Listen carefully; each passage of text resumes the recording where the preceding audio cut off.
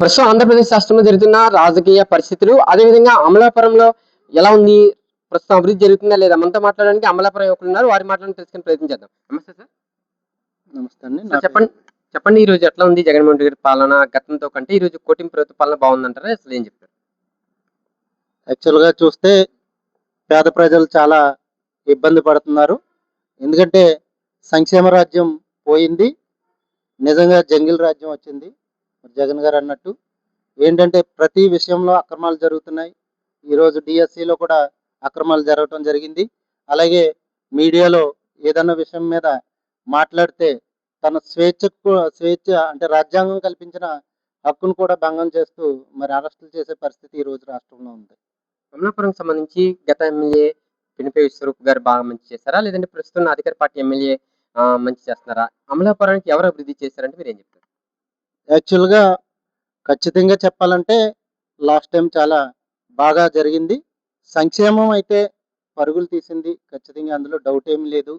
ఒక నియోజకవర్గ ఎమ్మెల్యే పని చేయాలంటే ఖచ్చితంగా పైనున్నటువంటి ముఖ్యమంత్రి ఆహ్, పరిపాలన చాలా బేస్ చేసుకొని చేయటం జరుగుతుంది కాబట్టి, ఏ విషయం ఉన్నా నియోజకవర్గాల అభివృద్ధి విషయంలో గానీ, సంక్షేమంలో గానీ, మరి ముఖ్యమంత్రి వర్యులు, మాజీ ముఖ్యమంత్రి వర్యులు జగన్ గారు సపోర్ట్ ఇవ్వటంతో మరి విశ్వరూప్ గారు చాలా అభివృద్ధి చేశారని ఖచ్చితంగా చెప్పగలం. ఇప్పుడు ప్రస్తుతం ఇన్ఛార్జిగా యువకుడు విశ్వరూప్ తనయుడు శ్రీకాంత్ గారు ఉన్నారు కదా ఇన్ఛార్జిగా. అమలాపురం అసలేంటి రాబోయే రోజుల్లో ఏమైనా ఆయన గెలిపించే అవకాశాలైనా అమలాపురం ప్రజలు చేయబోతున్నారా?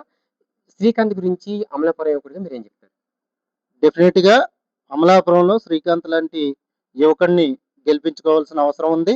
ఎందుకంటే జంజీ తరానికి తెలిసినటువంటి వ్యక్తి. మరి అందరి కుటుంబాల్లో ఒక కొడుకుగా ఏదన్నా చిన్న ప్రాబ్లమ్ వచ్చినా ఒక డాక్టర్‌గా మరి ఆయన చేస్తున్నటువంటి సేవలు చాలా అమోఘం. ఎందుకంటే ఎవరన్నా రాజకీయ నాయకులు జనరల్‌గా వెళ్లి పలకరిస్తారు. కానీ ఈయనకొక ఆపర్చునిటీ ఉంది. ఏంటంటే డాక్టర్‌గా ఆయన ఒక ఆర్థోపెడిక్ సర్జన్‌గా ఆయన అవి చూసి, వాళ్ళ రిపోర్ట్స్ చూసి వాళ్ళకి సజెషన్స్ ఇవ్వటం జరుగుతుంది. అలాగే వాళ్ళకేమన్నా ఎక్స్‌ట్రా‌గా మెడిసిన్స్ ఏమన్నా అవసరమైతే అందించడం జరుగుతుంది.